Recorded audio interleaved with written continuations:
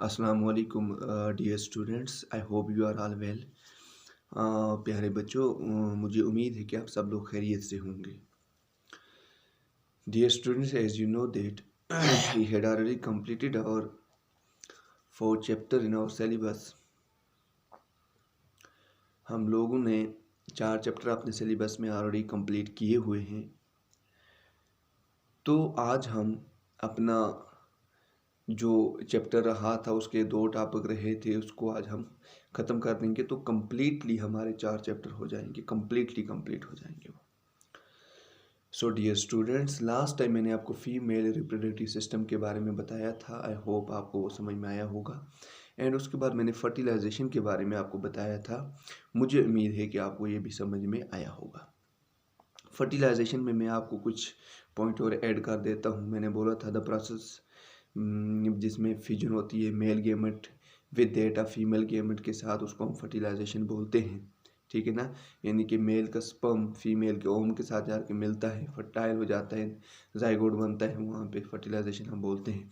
फिर मैंने उसके बाद आपको बोला था यानी कि the embedding of embryo in the thick lining of the uterus is called implantation. इसके बारे में मैंने आपको बोला था जो एम्ब्रियो एम्बेड होता है थिक लाइनिंग ऑफ यूट्रस में, ठीक है ना, उसको हम इम्प्लांटेशन बोलते हैं। तो आफ्टर इम्प्लांटेशन क्या होता है, ठीक है ना, इम्प्लांटेशन तो इसको बोलते हैं।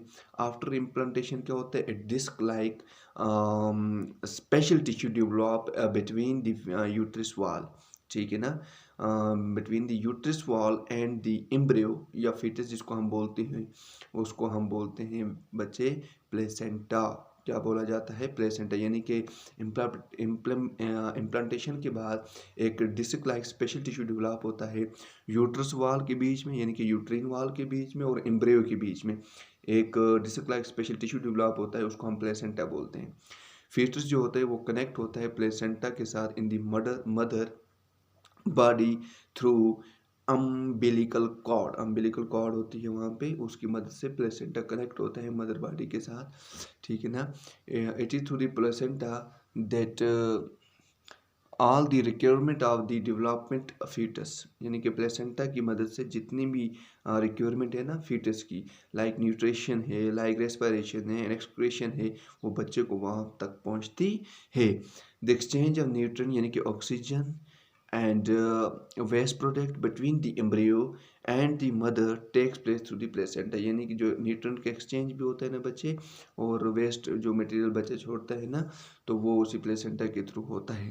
The time period from the fertilisation up to the birth of the body, ठीक है ना, ये पॉइंट भी याद रखना इंपॉर्टेंट। वो टाइम पीरियड फर्टिलाइजेशन से स्टार्ट होके तो बच्चे के पैदाश तक, उस टाइम पीरियड को हम गेस्टेशन पीरियड बोलते हैं।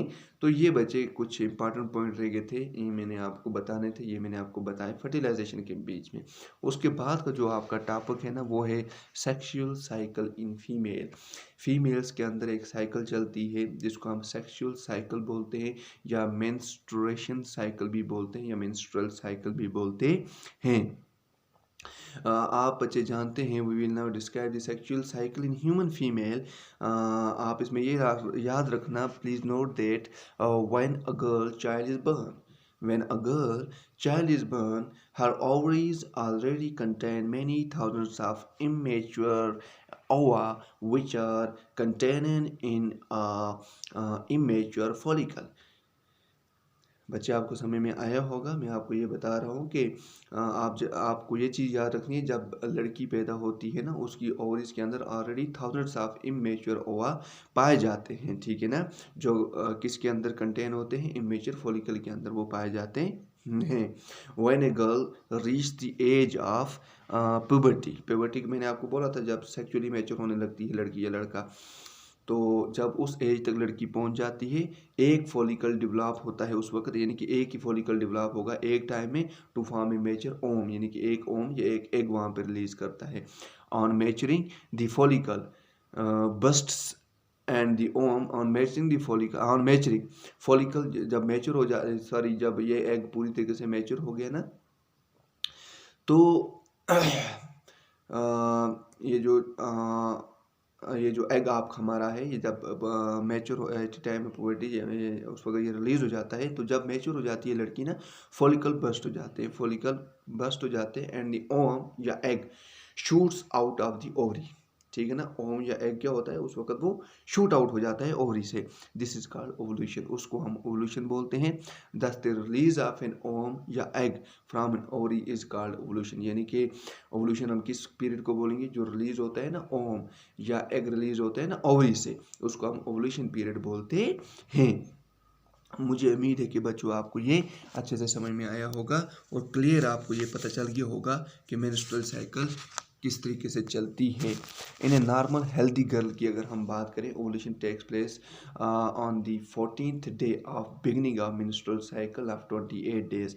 एंड आपको मैं ये पॉइंट याद रखूँ, एवरी ह्यूमन बीइंग, चाहे वो यानी कि फीमेल की बात करता हूँ मैं, चाहे वो छोटी लड़की हो, मैच्योर लड़की हो, मगर चाहे वो बड़ी औरत क्यों ना हो, तो नॉर्मल हेल्दी गर्ल की अगर हम बात करते हैं, ओवुलेशन जो पीरियड होते हैं ना, वो उसके पीरियड के अगर जनरली पीरियड जो होता है वो 28 डेज में आ जाता है। किसी किसी को 45 डेज तक भी जा सकता है, ऐसा नहीं है कि सिर्फ 28 डेज तक पीरियड्स आएगा, किसी को 45 डेज तक भी जा सकता है। सो डियर स्टूडेंट्स, ये जो मैच्योर लड़की होती है, हेल्दी लड़की जो होती है ना, जनरली इसका जो एवोल्यूशन पीरियड होता है वो 14th डे इसका वो एवोल्यूशन वाला टाइम होता है, जो यानी कि 14 डे इसके पीरियड को जहाँ से स्टार्ट हुआ है वहाँ से गिन के 14 डे तक, वहाँ से इसका एवोल्यूशन वाला दिन होता है, एवोल्यूशन वाला हो जाता है, एवोल्यूशन स्टार्ट होती है। तो उस वक़्त फीमेल को ये अंदेशा होना चाहिए कि उस वक़्त उस टाइम फीमेल के अंदर बच्चा रहने की संभावना होती है। इसका मतलब ये है कि this mean the ovulation takes place in the middle of the menstrual cycle, यानी कि इसका मतलब ये मेंस्ट्रुअल साइकिल के दरमियान ओवुलेशन पीरियड रहता है, because 14 day in the middle of 28 days. In human female या girl, the ovaries start releasing ovum. Human female में क्या होता है, ओवरीज क्या काम करती है बच्चे, वो रिलीज करती है ओवम वंस एवरी 28 डेज, ठीक है ना, from the age of puberty. That is in the girls evolution starts when they attain puberty, यानी कि गर्ल्स की एवोल्यूशन कब स्टार्ट होगी, जब वो अटेन करती है प्यूबर्टी। ये आपको पता ही है, ये पॉइंट याद रखना बच्चे, evolution does not takes place every day after puberty. Puberty के बाद हर दिन नहीं होती है, takes place after a period of every 28 days, हर महीने के 28 दिन के बाद ये पीरियड्स शुरू होते हैं। तो जनरली ये 45 डेज के बाद भी हो सकते हैं, मगर इसका ये रूल है, ये जनरल जो होता है ना, इन रेयर केसेस में 45 डेज तक पहुंच सकते हैं, बट इन नॉर्मल केसेस में ये 28 डेज तक ही सीमित रहती है, वहीं तक ये चलती है। तो प्यारे बच्चों, मुझे उम्मीद है कि आपको ये साइकिल के बारे में कुछ तो समझ में आ गया होगा, ठीक है ना। अब इसमें एक चीज़ मैं और एक ऐड कर देता हूँ, इसमें एक चीज़ मैं आपको ये ऐड करूँगा कि जिस वक्त बच्चे क्या होता है, before the evolution the inner lining of the uterus became thick, यानी कि इवोल्यूशन होने से पहले क्या होता है, जो इनर लाइनिंग होती है ना यूट्रस की अंदर वाली लाइनिंग, वो मोटी हो जाती हैं एंड सॉफ्ट हो जाती हैं, with a lot of blood capillaries, blood vessel in it, उसके अंदर होती हैं। These change in the uterus are necessary because in case of the ovum released by the ovary get fertilised by the sperm, यानी कि ये necessary case है, ये होना चाहिए फीमेल बॉडी के अंदर, तब जाके वो फर्टिलाइज हो सकता है, स्पर्म उसके अंदर जाके फर्टाइल कर सकता है। Then the uterus has to keep this fertilized ovum for further development, uterus फिर उसको फर्टिलाइज्ड ओवम को अंदर ले जाता है, फर्दर डेवलपमेंट होती है वहाँ पे, and supply it with the blood and oxygen it extra so that it may grow into the baby in due course of time, यानी कि फिर वो जो फर्टिलाइज हो गया है, जाइगोट बना है, फिर जब उसको ये चीज़ें मिलती हैं, ऑक्सीजन वगैरह मिलता है, न्यूट्रिशन वगैरह मिलती है, तो वो बेबी की फॉर्मेशन में वो बन जाता है। तो मुझे उम्मीद है कि बच्चे आपको ये समझ में आ गया होगा, ये मेंस्ट्रुअल साइकिल आपको कंप्लीट समझ में आई होगी जितना भी मैंने आपको बताया। तो मुझे उम्मीद है कि आपको ये अच्छे से क्लियर हो गया होगा, ठीक है ना। उसके बाद बच्चे मैं आपको बोलूँगा, मेंस्ट्रुअल साइकिल जो है ना, ये हर कोई पूछेगा ना किसकी मदद से ये कंट्रोल होती है, 28 डेज के बाद ये जनरली 4-5 दिन रहती है, ये पीरियड रहता है, तो ये किस के एक ये हार्मोन होता है, यानी कि menstrual cycle is controlled by hormones, ठीक है ना। हार्मोन जो हार्मोन फीमेल बॉडी के अंदर आपको पता ही है, उन्हीं की मदद से ये मेंस्ट्रुअल साइकिल भी आपकी क्या होती है बच्चे, ये कंट्रोल में आ जाती है। ठीक है, तो मुझे उम्मीद है कि आपको समझ में आ गया होगा, अच्छे से समझ में आया होगा, इसमें आपको कोई भी प्रॉब्लम नहीं होगी। ठीक है, उसके बाद बच्चे अब बर्थ कंट्रोल की अगर हम बात करें, इस चैप्टर के अंदर ये फाइनल टॉपिक बताया गया है, बर्थ कंट्रोल कैसे होगा। यानी कि आप जानते हैं कि हम चाइना नंबर 1 है पॉपुलेशन के हिसाब से, and India second most populated countries. You people know very well about that. तो प्यारे बच्चों, आप जानते हैं कि इंडिया में भी पॉपुलेशन बहुत ज़्यादा है।